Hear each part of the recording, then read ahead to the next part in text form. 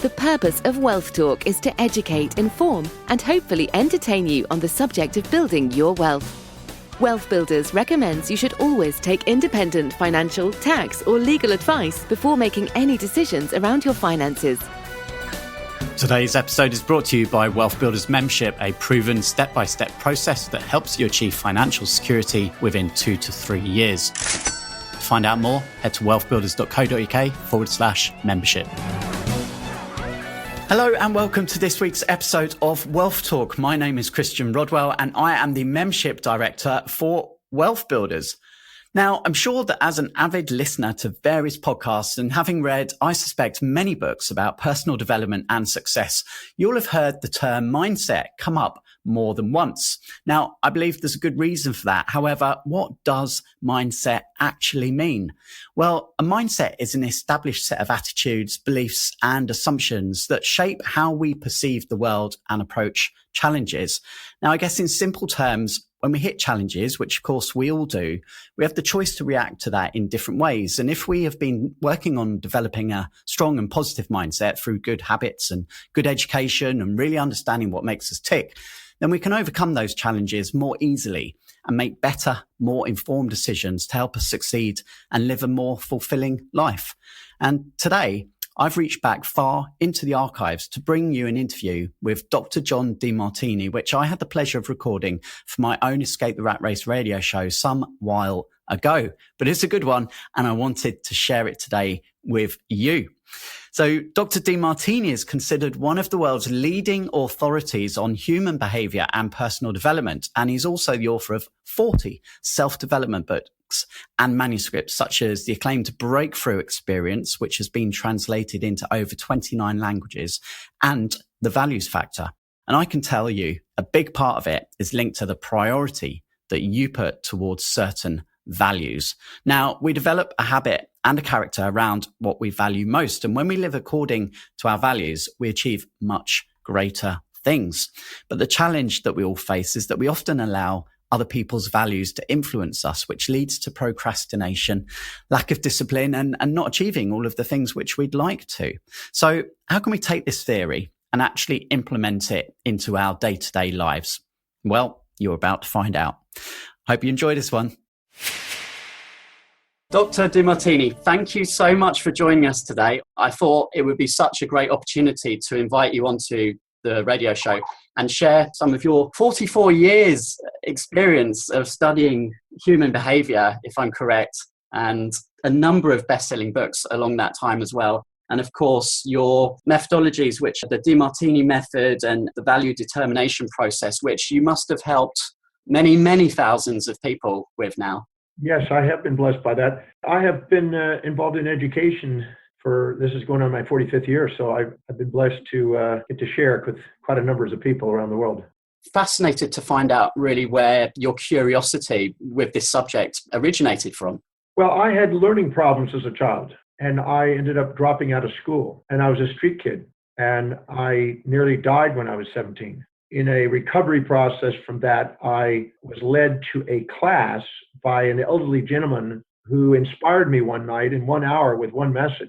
This one man awakened inside me a yearning to want to overcome my learning problems. And so I, that night, had a dream to somehow learn how to read, because I didn't read till I was 18. I had a desire to read and overcome my learning problems and learn and then share what I learned with people. And I started teaching at age 18. I'm 62 now, going on 63. And I never stopped. And it started out in a small environment where one student, and it kept growing until we have now millions of students. So I've been blessed. Very grateful for the opportunity to continue to travel the world, research and teach. And I remember you sharing when you were in London that you may have published 9 books. You've probably written a fair number more than that, and certainly read a lot more than that.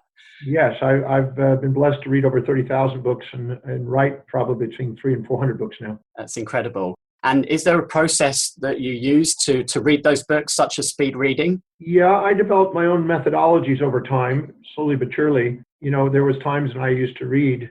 Now my schedule is quite intense speaking, but I used to read literally 18 to 20 hours a day. I read a lot of books doing that.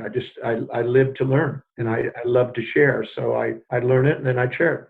So that's what I continue to do today. Although my teaching and interviewing. I do between 300 and 350 speeches a year and about 1,000 interviews a year. So I have a lot more teaching than I do research, but I still research and have a team of researchers that help me.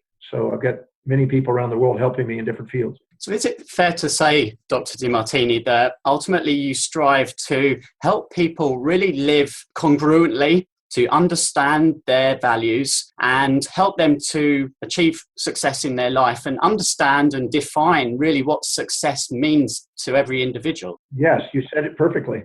Some people are dedicated to spiritual quests. Some people are dedicated to intellectual pursuits. Some people are dedicated to business achievements. Some are interested in financial freedom. Some are interested in building a family, a lovely family that serves the world. Others are interested in social, political pursuits. And some are into physical fitness and health and achievements with physical stamina. Whatever area that you want to target or multiple areas you want to target, there are principles and methods that a person can do to enhance and empower each area. And I say that any area of your life you don't empower, other people will probably overpower. You know, there's a wisdom in empowering as many areas as possible. I've set out to master my life, if that's the term, by empowering all of them. I wanted to awaken my own genius. I wanted to create an international global business. I wanted to have financial independence. I wanted to have a global family dynamic, a social influence, a physical stamina, and I want to be inspired by a mission. And I have achieved that, and I'm very grateful for that. And I love helping other people do the same, if that's what they choose. I think it's fair to say, if you look at many things in our lives, that you can apply the Pareto's law, the 80-20, especially with seminars and learning courses. It's very unfortunate that many people who attend these programs and feel very motivated when they're there and in the moment, actually 80% of people don't take action and don't achieve what it is that they aspire to. So I guess my question would be, what holds people back from achieving great things in life that they aspire to? Every individual lives by a set of priorities, a set of values, those things that are most important to least important in their life. And this hierarchy of values dictates how they perceive the world, make decisions in the world, and act upon the world. And whenever they're setting goals that are aligned and congruent with what they value most, the thing that's most important to them, they're spontaneously inspired from within to achieve it. It's an intrinsic value, and they don't need to be motivated or incentivized or rhetorically persuaded to do something. They just do it from within. Some people call it the calling, but finding out what you value most is one of the key elements of great achievement. Because when you do, you're in the flow. You're automatically love getting up in the morning and doing that. You know, a young boy who's 12 years old and loves video games doesn't need to be reminded to do his video games. He spontaneously gets up and does his video game. Well, each of us have one of those highest values like he does. And finding out what that is and finding a way where that can be of service to humanity so it can earn an income, so that income can allow them to delegate lower priority things off to others so they can do that 20% that gives you 80% results. They can go out and do the highest priority things. They will increase their achievement level and expand their space and time horizons and wake up natural born leadership. Go through and awaken up their executive center where they have an inspired vision and they have strategically planned with foresight and they execute the plans and they have self-mastery and governance and they don't let the amygdala, the lower animal brain inside, run their life with impulses and instincts and immediate gratifications, which sidetrack them from their greatness. So I'm a firm believer in identifying what's truly valuable to them, prioritizing their day. If you don't fill your day with high priority actions that inspire you, it fills up with low priority distractions that don't. If you don't fill your day with high priority inspired challenges that inspire you, it fills up with challenges that don't. Prioritization and concentration and focus on whatever is really most important to you is one of the keys of achieving greatness and expanding your game. And so I help people find out what that is with my value determination process. I help people find out what that is and structure their life and orchestrate their life as a master, planning out how they're going to do with foresight the things that they love before they get filled with things they don't. And the values determination process is a fantastic tool. Actually, I've started even directing many of my clients towards that as well. And it's interesting the results that come out. And actually had a question from one of our members, Martina, who asked me to ask you, how can we change our values? And when I said to her, why would you want to change your values? Her response was that in order to succeed in business, for example, when her highest value is family, can you achieve success that way? Or do you need to change your values? if you set a goal that is aligned and congruent with your values, you can have fulfillment. But there's only way to have one fulfillment, either set goals that match your highest values or change your values to match goals you say you want. But most people fantasize about what they want instead of actually get grounded and real about what they're committed to. If I ask 10,000 or 20,000 people in an audience like I might have and say, how many of you want to be financially independent? Every hand goes up, but only 1% or less actually obtain it. So 99% of the people fantasize about being financially independent, but they don't have the values that will lead them there. Their values are about spending on consumables and depreciables and living the lifestyles of the rich and famous and going beyond their means, instead of actually buying assets that grow in value, that work, so their passive investment income can exceed their active income to achieve financial independence. So unless a person has a higher value on buying assets than liabilities and buying things that put money in their pocket instead of taking money out of their pocket, they're going to struggle financially and live in a fantasy and beat themselves up thinking something's wrong, when in fact they just don't have the values that will build wealth. So if that's the case, they do have a choice to change their values so they increase the probability of having financial empowerment. So I tell people if they want to have financial empowerment, it's a little unrealistic unless they have a work ethic that they desire to serve vast numbers of people. They desire to build a business that does that. They desire to manage the business effectively and efficiently to maximize profit. They desire to save an ever progressive portion of the profits. They desire to invest in ever greater degrees of leverage with those profits. Desire to accumulate a fortune, and desire to have a creative cause, a financial cause that leaves a legacy to drive them to push themselves to get greater incomes. Unless they have those 6 things in their values, they're probably not going to have enough of a value to actually save and invest and build wealth. You do have the power to change values. The way you do it is by stacking up advantages and benefits and reasons for doing a particular thing, which is an action step that will give you a result financially. I take those 6 steps I just mentioned and stack up hundreds and hundreds of benefits of doing that, and do it enough where your decisions are now taking those actions. You make a decision based on whatever you think will give you the greatest advantage over disadvantage at any moment in time. If you believe there's more advantage on building a business that serves people and saving money from it and building wealth, more so than buying consumables and depreciables and living the lifestyles beyond your means, you'll then build wealth. So you can stack up the benefits of doing the actions that lead to wealth, or you can sit there and change your goals to match what your current values are and realize that you're not going to be financially independent. You're just going to live a nice lifestyle and then struggle probably as you get into age in the 70s and 80s. One of the titles that you've written was titled How to Make One Hell of a Profit and Still Get to Heaven. Could you elaborate a little bit on that book for us, please? Yeah, I was walking down Madison Avenue in New York many years ago, and that title popped in my head, because I noticed that a lot of people struggle with the ability to receive money.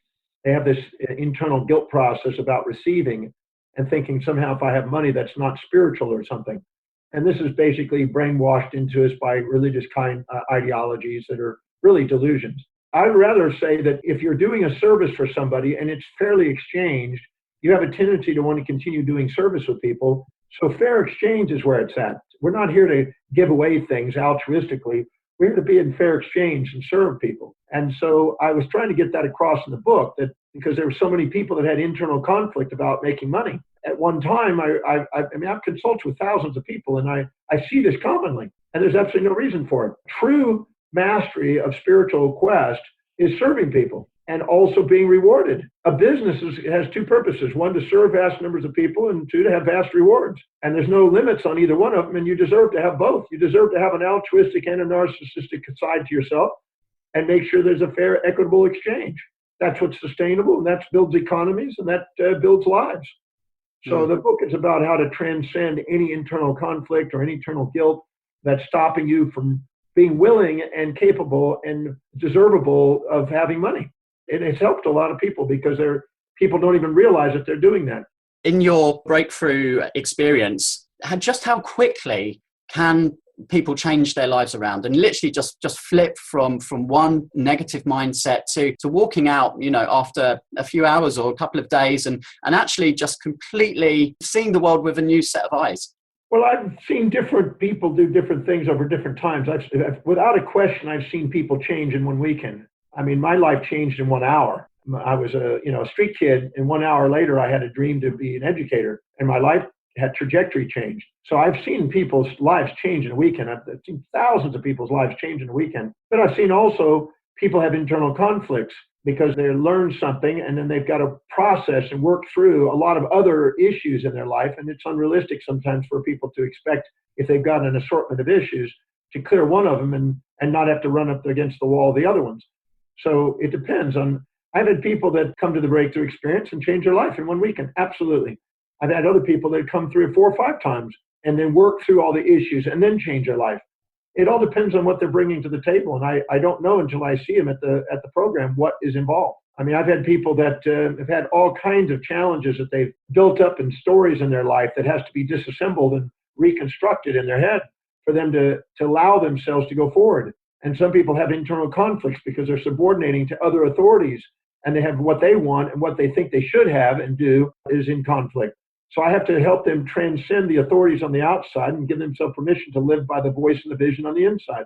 And so there's many different components, and there's a whole spectrum, a whole bandwidth, you might say, of people's responses to the breakthrough experience. But I'm absolutely certain that people can change their life. I've seen it in one weekend. You've touched on a couple of points there. Not only is it the outside influences, but the inner voice. Is one better or worse than the other? Do you have to really be able to master both? Well, the inner voice is when you live congruently with your highest values, your voice and vision on the inside becomes louder and more profound than people's opinions on the outside. But when you're subordinating to outer authorities constantly and minimizing yourself, and you're too humble to admit what you see in the people around you within yourself, you'll play small.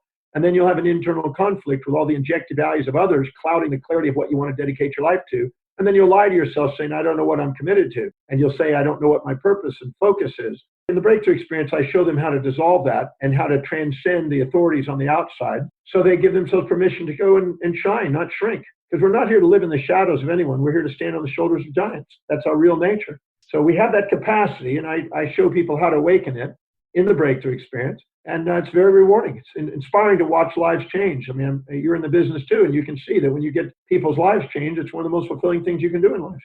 Most definitely. And I loved in London, where you talked about teleology, the study of meaning and purpose and the origin of that word. And it made me think of Napoleon Hill with having your burning desire and your chief aim in life. And just how important is it for someone to really think about their life and almost start with the end in mind and then reverse engineer that to make sure that you give yourself the best chance of achieving that?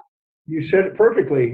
I couldn't articulate it better. There are some scientists, atheistic and mechanistic scientists, that believe teleology is a thing of the past. What they've done is in Terence Deacon's Incomplete Nature text, he addresses this in the first couple chapters and how science has tried to rape and pillage out teleology. But the real truth is that there were people that do have meaning and purpose in their life, absolutely have a great more fulfillment and go accomplish more things than people that are just empty. So I'm a firm believer that that's a key component in our nature. And I'm a firm believer that it's essential to have something that you want to dedicate your life to that has some outcome and meaning to you.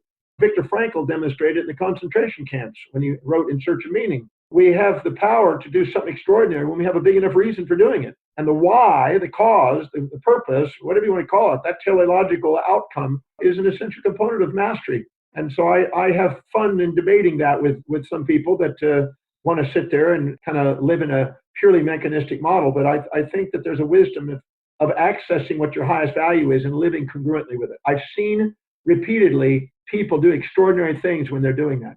I've seen that in people who are high achievers have that fulfilled. There's too much evidence to ignore teleology. And what part do human relationships play in this? So whether it be sexual relationship, partnerships, family, having a void of any of those areas, can that hinder? What are the effects of the relationships with others when you're following your highest purpose? Well, it's all perception. It's not how our life is, it's the perception of it. There's been a debate about whether the environment controls your life or whether you control your life. And I think it's, both can have an effect, but it's not really the environment as much as your perception of the environment. I've had people that have had outrageous beginnings. Outrageous beginnings. And they used and turned every one of those into great opportunities and then excelled. And for maybe 20 or 30 years of their life, they ran stories of why they were a victim of their history. Then they shifted the story by a different perception and they became master of their destiny. And so it's all about the perception. I teach people how to change whatever's happened to them to give them an advantage and use it to their greatness. I had a young boy that came to me, and he was programmed by some counselor or whatever that said, well, you have, dyslexia, and you come from a disadvantaged family because your father died when you were born and your mother abandoned you and all this and that. And I took this kid and I said, all right, let's go look up on Google how many of the famous people were orphans. And there were 700 famous people that started out almost identical to him. I said, and you're in this category. Tycho Brahe and Sir Isaac Newton. I mean, you're in that category. This is the perfect thing that you've had. And because he saw that, his life changed. He went and excelled. And he'd been running that story for years. And all of a sudden, he saw it to his advantage. I've seen this over and over again. It's all about perception. We have control over our perceptions, decisions, and actions. Change our perception, change our decision, change our action, our life changes. We have control over those. And it doesn't matter what's going on the outside. What matters is how we perceive it, decide to do something with it, and act. As you say, there's so many examples out there to inspire those who really are just maybe making excuses. Another question for you is the topic of habits and discipline. How long, in your experience, does it take to establish a good new habit, and in reverse, to get rid of bad habits? And do you have some processes or advice for anyone listening relating to that? Well, I don't ever label things good or bad. I don't find moral injunctions like that to be useful. I find that you automatically develop a habit and a character around what you value most. And anytime you expect yourself to live according to your highest values, you'll live up to it. And you'll develop the habit and you'll spontaneously do the action. But anytime you expect yourself to do something that's not high in your value, which a lot of people do because they've injected the values of others, they'll try to do something, then they'll keep not doing it. They'll keep procrastinating because they keep focusing on what is truly higher on their value list. And then they'll think that they've got a bad habit, or they think they can't be disciplined. And then they'll label themselves. You're automatically disciplined in whatever allows you to fulfill what's highest on your value. And you may come up with a strategy that you will think is a bad habit, but it's a temporary strategy to help you get what you want until you come up with a more alternative strategy. So I don't label them good or bad. I just see them as strategies, and they're unconsciously motivated sometimes, and helping people find out what the drive is and what alternative ways of getting the same outcome, and then showing them those and stacking those in favor in their highest values more effectively than the one that they're using. They'll shift their behavior quickly. So you can change your behavior really quickly if you stack up enough reasons for doing it, enough benefits for doing it, and link it to what is highest on their value. But a lot of people have behaviors that they are wanting to get rid of because they're expecting themselves to live outside what they value. I see this all the time. I had a lady the other day that was basically, I was doing a filming for a weight loss project. She said, I've got to stop overeating. I'm just killing myself. I'm overweight. I'm just eating. I'm eating. And I asked her, okay, you would never do that unless you had a motive for doing it. Anything you do is going to give you more advantage and disadvantage. So you obviously think there's more advantage and disadvantage out of eating. She said, no, it's killing me. I said, I know what, I hear you say that, but you're deep inside obviously have a motive for eating. So what's the benefit you're getting out of eating? And she looked at me and she said, there's no benefits out of it. Look at me, I'm overweight. I said, what's the benefit you're getting? And I held her accountable to answer that question. And all of a sudden she says, everybody in my family is obese. And if I don't eat and be large like them, I don't feel like I'm loved by my family. The second one, she said, my sister's bigger than me and she used to push me around. And if I'm not bigger than my sister, no matter what her size is, I could be pushed around, and I swore I'm not going to let her push me around again. The third one was, and this is the big one that brought big tears, she says, I went on a crash diet. I lost a bunch of weight and started to have a little bit of a figure because she was a big girl. And she said, the guy hit on me. He showed affection towards me, and I thought he loved me, but really he just wanted me for sex. And so I gave in, and we had sex the first night we ever dated. Then he disappeared, never saw him again. I found out 7 weeks later I was pregnant. And then I was confronted as a Catholic with the idea of keeping a child that I didn't want, or an abortion, both of which were terrorizing me. And so I swore to myself I would never, ever lose weight again to get caught in a situation that was so painful. She had unconscious motives doing what she was doing. And even though she was saying she wanted to stop eating, unconsciously, she had more advantage by eating than disadvantage in her mind. So helping people find out what that motive is and bringing unconscious motives conscious is really important for people that say they want to change something. These are habits that have a motive, and sometimes they're not conscious motives, they're unconscious motives. Would you mind telling us about the ABCs of negativity?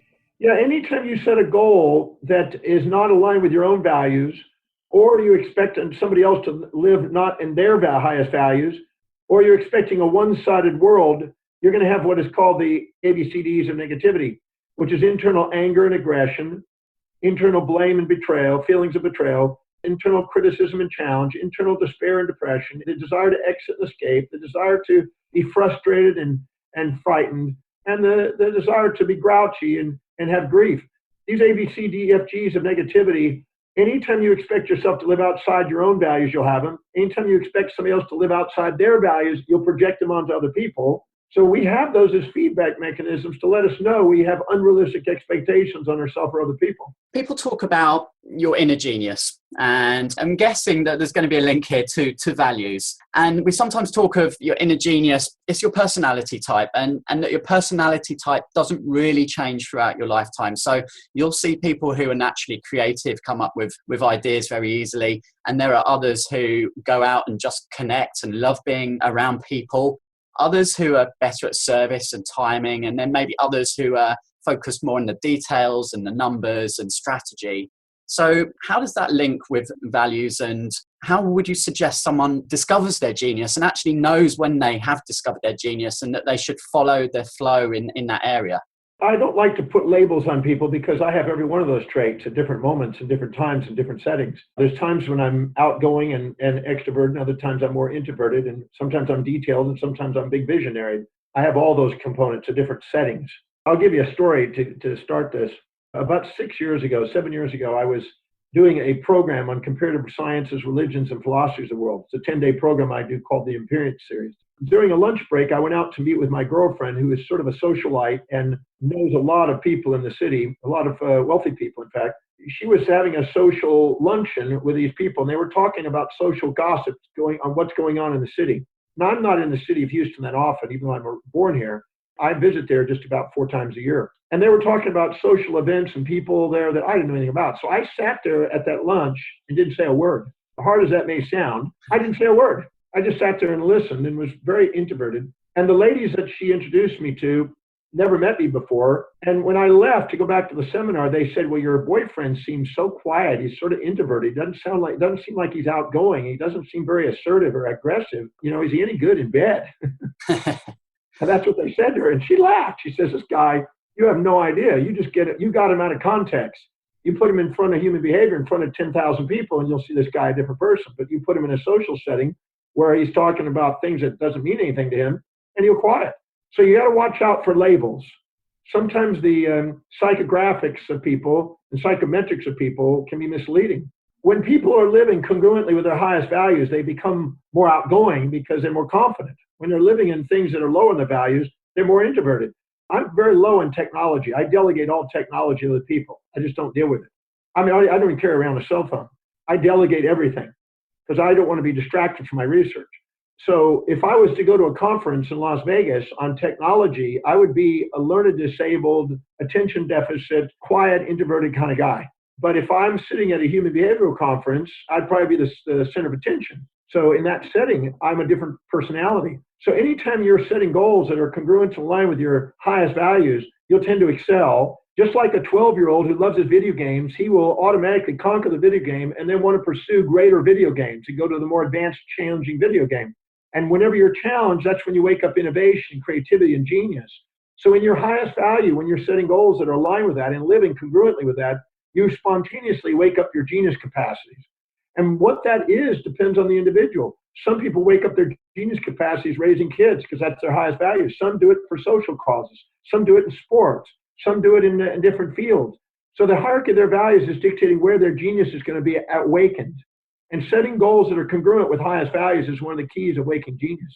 If some of our listeners maybe are currently in a 9-to-5 job and they're not enjoying it, they hate their boss, they're stressed, they don't feel fulfilled, there's something that they would like to do. So they have an interest, a specific passion, but they make excuses. They say, it's so risky to start a business, and I've got the security of the job and the monthly paycheck, and if I leave, I've got to look after the mortgage, the family, all of these kind of excuses. What would your advice be to someone in this position, where they're kind of balancing, do I stay in this sort of safety for the rest of my life, or do I take the so-called risk of following what they're passionate about? Unless you get really clear about what you're going to do that's an alternative, that's going to produce a reasonable income that exceeds the current income at the job that you have, you're not going to move. The probability is very low because you're not going to make a decision unless you think there's going to be more advantages and disadvantages. And if your highest value is security, you're probably not going to go out and be an entrepreneur and take a risk. So what I first do is I start them on a journey of identifying what it is that they say they would prefer to do and make sure they do a business plan to work out the kinks and make sure it's a viable system that serves people, that has a viable way of making an income. I encourage them to consider spending extra hours out of the day doing so they work on a plan and have a business plan that's real and viable. If they work on the plan, the purpose of setting a strategic plan together is to mitigate the risks so you're not anxious about that change in job. Then I would go to the job description you currently are in, and I would make a list of all the things you're doing and then ask how specifically is doing these actions going to help me in my new career path, and be appreciative of the temporary job you have as a stepping stone to where you want to go. If you can see it on the way, not in the way, you're not devitalized by it, but you're vitalized on it transiently until you make your jump.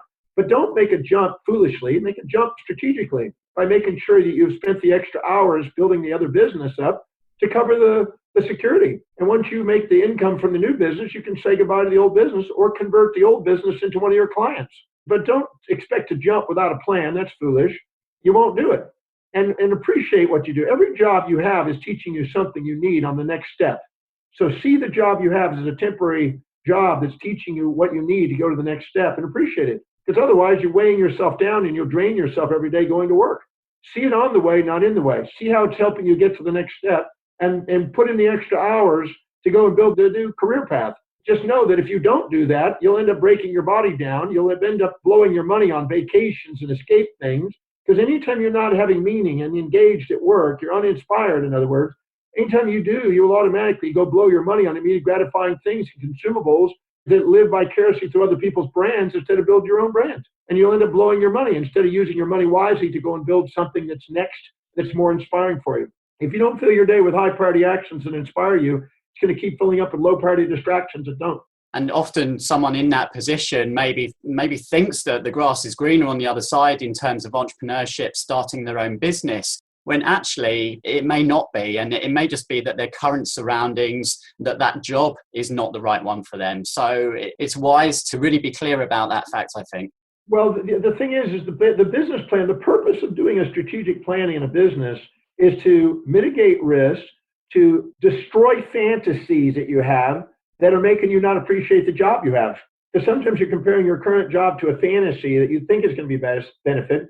But once you go and do the plan, you get to find out all that's involved. And you may find out that thing you wanted to go after isn't really important to you. And then you'll break that fantasy so you can appreciate your job. Or if you discover that you have skills in the job you have, and you think that there's another opportunity at another company that's going to allow you to excel in those skills, then investigate the other company. I always say that unless you have a backup plan, you're not in a negotiation table. You can't negotiate until you have a backup. Go and look at other jobs. If you find one that's more viable, leverage that to your advantage and possibly go and take another job position. But sitting there bitching and griping about your life and that you're unfulfilled is a waste of energy. Wise thing to do is get into action. I agree. And often actually looking at increased ways to deliver value in your current position that actually might change circumstances and may result in a pay increase or a promotion and actually solve the current problem, so to speak. I have a series of steps, an 8-step process on how to get a raise. And I tell people, don't ever go and ask for a raise unless you've truly added more value to the company. They have to make more profit for you to get more money. So if you can go to a company and you can look at that company and find out a niche that you actually do love doing. I've helped a lot of people go into a company and position themselves differently in the company to get the job that they wanted by offering more services and working extra hours and showing and educating themselves towards that position. But if you can show that you've made progress and learned and are more skilled and more capable, and you can document what you've contributed economically to the company, and you know what the margins of the company are, and you can exceed those margins, then you can deserve to go and ask for a raise. So yes, that could be another factor. But I take people who have job descriptions that they're uninspired by and ask them how doing this activity can help them fulfill what's meaningful to their lives. Sometimes that's all it takes to appreciate the job you have. You got all those options. You can appreciate the job you have. You can try to transform the job that you're in and take on different positions and target the things you love doing and excel at it. go out and start your own business. You can turn this job into one of your clients in a new business, or you can probably go out and find another job that's more in line with you. All the above, you want to give yourself permission to at least explore. But beware of outside fantasies that make you not appreciate your realities. Because I always say that depression is a comparison of your current reality to a fantasy you keep holding on to. Make sure that you mitigate the fantasies by getting a business plan together to make sure that what you're going after is real. And obviously with our community members, we do help them launch their businesses and get really clear about their definitive purpose. However, the statistics, certainly in the UK, I imagine similar in America, are that 9 out of 10 new businesses don't make it. Why do you think that is? Well, what they do is they often project their fantasies of what the market needs onto the market instead of finding out what the real market wants. And anytime you're not meeting market needs, you have a lot of uphill push trying to market something that people don't want. So you want to make sure that you go out and find out what the needs are. You also want to find out where it overlaps what you're inspired by. And when you find what you're inspired to deliver and what the people want, you find a niche. And that's the first step. And many people have these fantasy ideas. I see it all the time. People have these fantasy ideas about what the world needs instead of actually finding out what the world's searching for. If you find out what the world's searching for and you can provide something more effectively and efficiently than somebody else, you've got a niche. But you have to do your due diligence and not just jump out there undercapitalized with fantasies. If you go out there and make sure that you are doing something that really serves people, you'll have a source of income. And then you can leverage that into ever greater degrees of growth and scale it up. So I'd like to come back to some of the questions that we've had from our members. And next one is from Stephen Hall. And I think we've touched on many of these points, but I'd like to ask this question on behalf of Stephen anyway. He says that you talk a lot about setting priorities and goals and figuring out your values, very top down. So thinking of your highest value first, Steve would be really interested to know what you think of the kind of getting things done type approach that are very bottom up. So all the things that are on your mind that are cluttering up in order to make space for considering the bigger picture. Because for Steve personally, for a long time, he really focused on the bigger picture, but he just became too stressed by the long list of everyday things that he wasn't doing or forgetting or procrastinating on. He was just wondering, what your thoughts would be with that. The basic mastery of this is very simple. If you don't fill your day with high priority actions that inspire you, that build the momentum, your life's going to fill up with distractions constantly. So you have to prioritize things and look at what's going to give you the greatest results for the day. What's going to give you the greatest fulfillment, the greatest outcome, greatest productivity, greatest income that you can do, and prioritize it. If you sit there and major in minors and minor in majors all day, you're going to end up not feeling fulfilled and you're not going to get ahead. You have to delegate. You can't have an inspired life without delegation. And if you're sitting there doing all the micro jobs and something that's basically devaluing you, you're not going to get ahead. When I was in practice many years ago, I made a list of everything that I was doing in a day, everything, down to the detail, all the action steps. Then I put out to the right of it in column 2, how much did it produce per hour? And that was eye-opening because I found out that a lot of the stuff I was doing wasn't producing any income, was not productive whatsoever, and I was just trapped doing it because I thought I had to do it. The third one was, how much meaning does it have? Because sometimes I'll sacrifice something that produces for something that's extremely meaningful. The next one is, how much does it cost to replace somebody to do it? If I was to delegate it, how much would it cost per hour for somebody to get it done? So I could get it off my hands, and they were experts, and I could just let it go. And the last one is how much time spent. When I did those 5 columns, it was eye-opening because I realized that I was majoring in minors and minoring in majors. And I then asked, what is the most meaningful things I can do and the most productive things I can do? And I prioritized them. And then I made a goal over the next 2 or 3 years to get people in place to delegate everything else off my plate. Today, I research, write, travel, teach. That's it. I don't do anything else. I haven't cooked since I was 24 years old. I haven't driven a car since I was 26 and a half years ago. I don't do things that are not inspiring to me. It's that simple. I let it go. I delegated them away. And you're not going to live an inspired life as long as you're doing micro bullshit and you're sitting there weighing yourself down with stuff that devalues you compared to what you're capable of producing. It's got to have meaning. It's got to have productivity if you want to have a fulfillment life. So, yeah, if you're going to sit there and get all those things done and major and minor stuff, you're going to keep devaluing yourself and feeling, maybe you'll feel a little taking ease off, but you're much wiser to delegate. And that forces you to have to go out and serve people and make an income to cover the cost. So if you're not serving people and making an income, you can't delegate. You're trapped. And then you come up with excuses why you can't do it. And it sounds like that's what he's done. So I'd advise you to prioritize what you're doing, delegate as much as you can, and get out there and serve more people with more income to pay for the delegations. You'll feel more light, you'll feel more professional, you'll end up with more income, you'll help the economy. There's many different benefits to that in society. I think you've just answered the remaining question from Nick Hawkes as well, which was around the to-do list that just seems to get longer and longer week after week. Again, that comes down to obviously things that aren't getting done each day are simply not high up on your values list, would you say? I found out when I was in practice years ago, I could do exams, I could do clinical office visits, I could do radiographs, I could do blood work, I could do urinalysis, I could do all this stuff in the clinical setting. And then I realized I put the dollar value next to it, and I realized, okay, reports are $400 an hour, exams are $750 an hour, adjusting and helping people in office visits is about $1,200 to $1,500 an hour. But going out and speaking and generating patients, I could make $10,000 to $15,000 or more an hour. And I realized that going out and speaking was much more effective in growing the practice. So I ended up hiring 5 doctors to do the clinical, and then I specialized in the highest priority clients and delegated all other clients to these 5 doctors. And my business grew. I made way more money.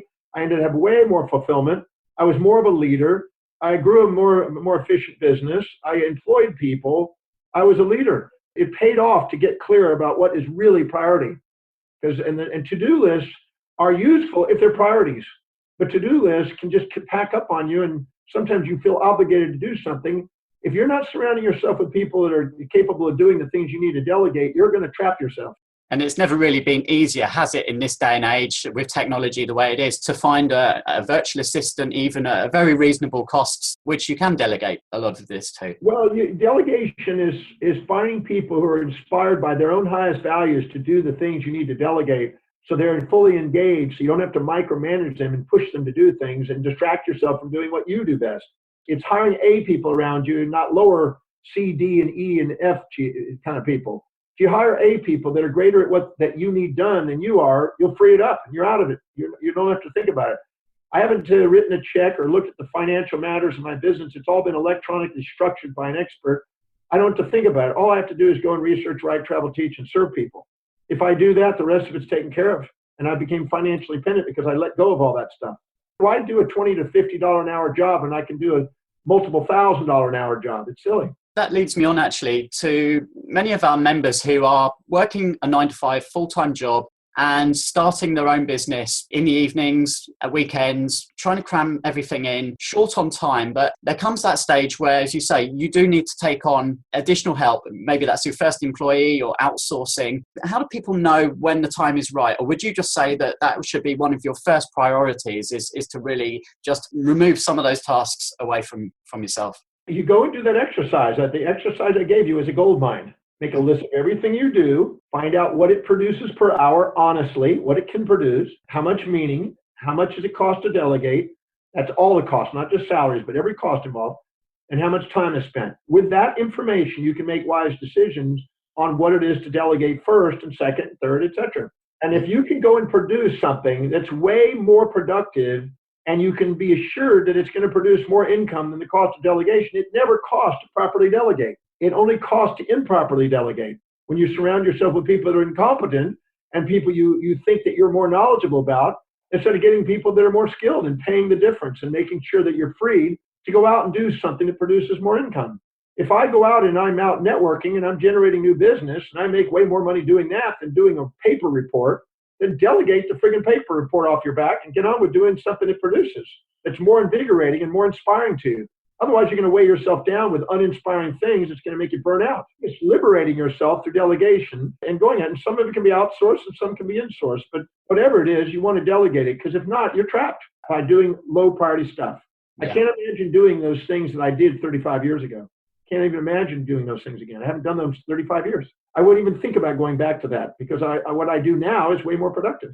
I'd like to rewind, and it's probably, how long has it been now since The Secret was released? At least 10 years or so. It's 11 years now. It's 11 years since it was released. Yeah, and it was actually, it always fondly reminds me of one of our first entrepreneurial pursuits, because my housemate at the time had like about 500 DVDs in our front room, and he was a reseller in the UK, and fond memories there. The Secret obviously focused on the law of attraction. So would you mind sharing your thoughts on how you believe the law of attraction works and how someone can apply that? your innermost dominant thought tends to become your outermost tangible reality. And your highest value determines your innermost dominant thought. My highest value is teaching. You don't have to remind me or motivate me to think about traveling the world and teaching. I do it every day. It's impossible to get out of my mind. It's what I do. So setting goals that are congruent with your highest values automatically make your innermost dominant thought concentrate on something. You're disciplined to do that. You don't even have to think about it. And your highest values, your glial cells in your brain neuroplastically allow you to maximize your brain function with its awareness and its intention. So in other words, you're going to walk in a mall, you're going to spot things that are aligned with your highest value. If you're a mother who's dedicated to children and you're 35 years old and you have 3 children under the age of 5, if you walk in a mall, you're going to see things that relate to children. If you're an entrepreneur and you're 35 and you're building businesses and you got 3 businesses, you're going to see totally different things in the mall. You're going to see entrepreneurial things. So whatever's highest on your value, you're going to spot in your environment. You have in the pulvinar region of the thalamus, you have literally a filtering, gatekeeping mechanism to help you see in your environment things that help you fulfill what's valuable to you, highest. So you will automatically start seeing opportunity, making quick decisions with the data that you're able to get, and act upon it without hesitation in your highest values. And we call that synchronicity. We call that opportunity. And the law of attraction is nothing more than the synchronicities and opportunities that we're able to spot that we can't see if we set goals that are not aligned with our highest values. So many people have fantasies. I want to be financially independent. If they don't have a value on building wealth, they can't see the opportunities and take advantage of the opportunities that are there. So the law of attraction is a byproduct of congruency between intentions and your highest value. That's where it emerges from. So I'd rather be practical than esoteric about it, because sometimes we have this fantasy that I'm just going to visualize things and it's just going to manifest. That's fine. That sometimes synchronously happens, but that's not something you bet money on.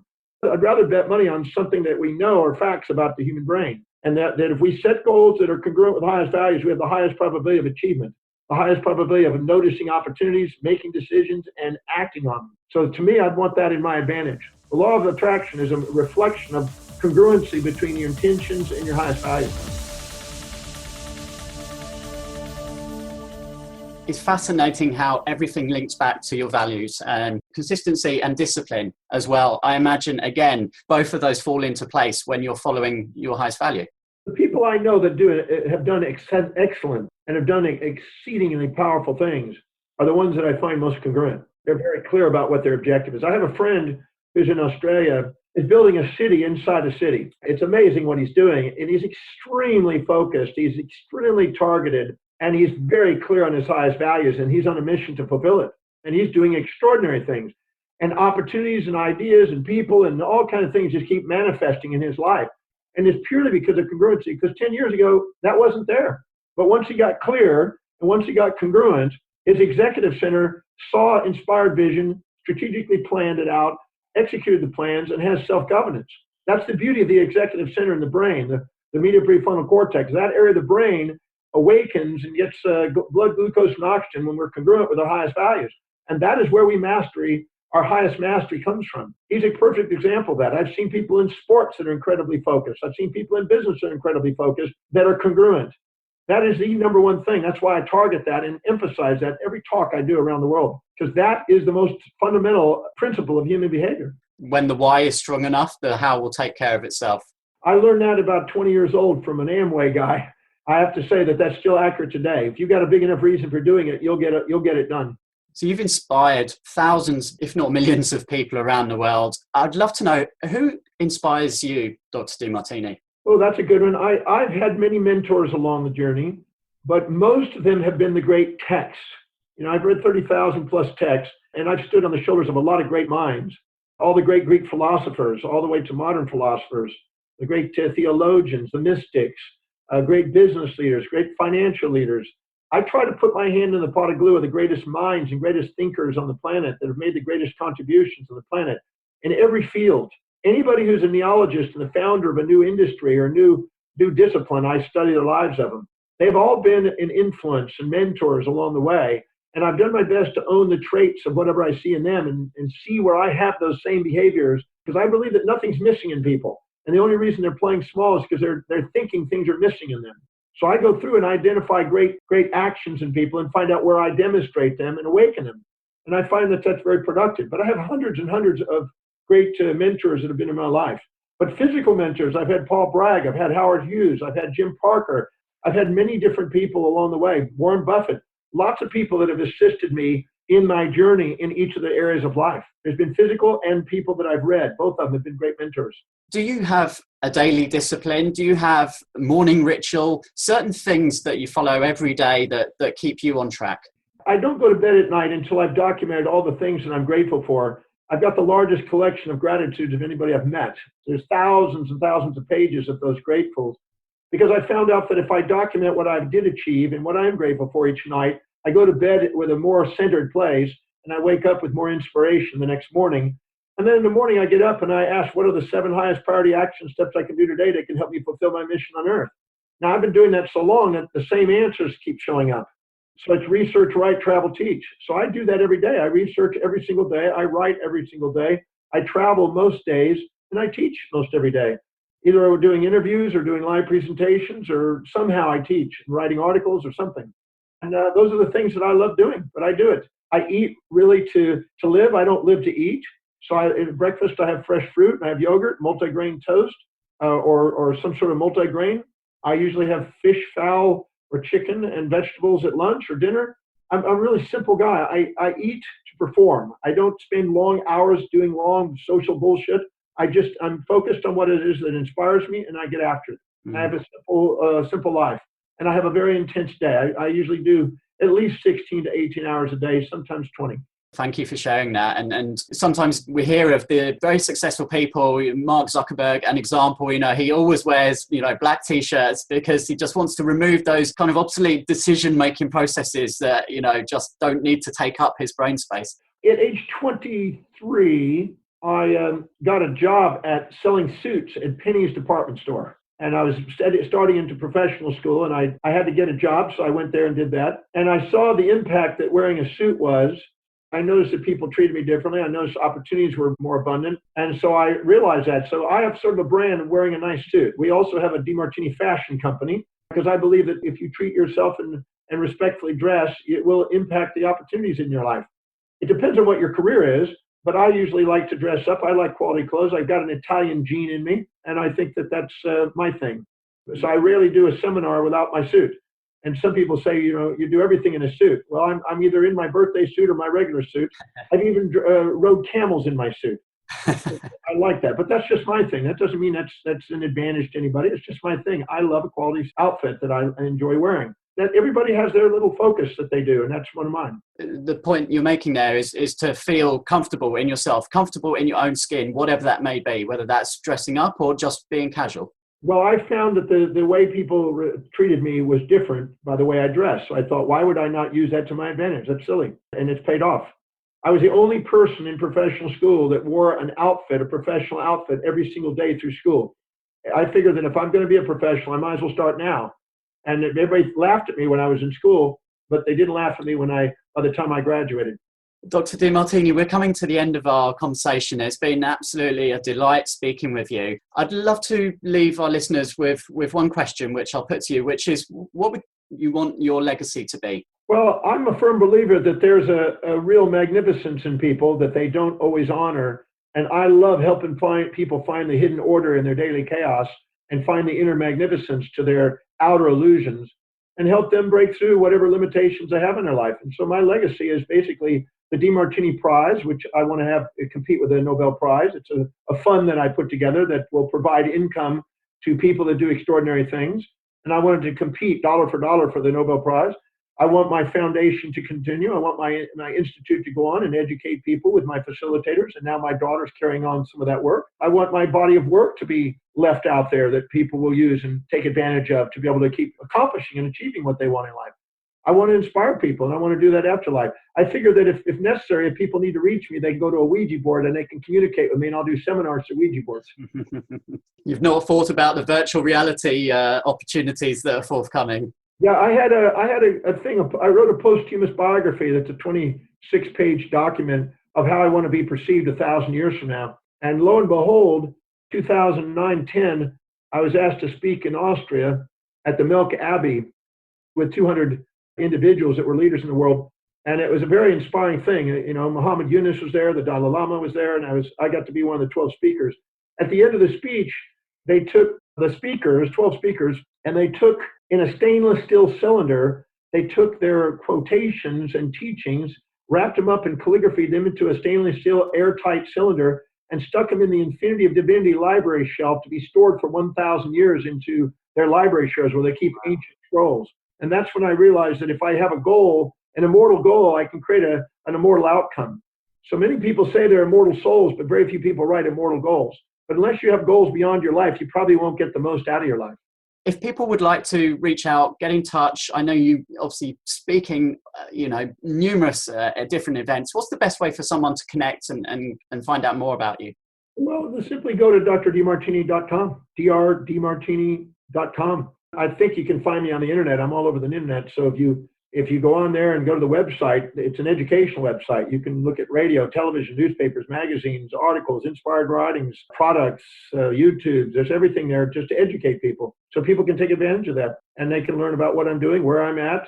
Not all the programs are on there. It's mainly the public ones. Some private programs are not listed on there, but there's many public programs I do around the world. And there's many webinars that I do, and there's Facebook that you can go to. I'm in the social media, but I would say go to my drdemartini.com. and go and do the value determination process. It's a free online system they can do. They just simply go in there and determine their values. It's worth it. It'll help them change their life. So I would advise them to do that. It's worth doing, I promise. We hope you enjoyed today's episode. Don't forget that we are constantly updating our resources inside the Wealth Builders membership site to help you create, build, and protect your wealth. Head over to wealthbuilders.co.uk/membership right now for free access. That's wealthbuilders.co.uk/membership.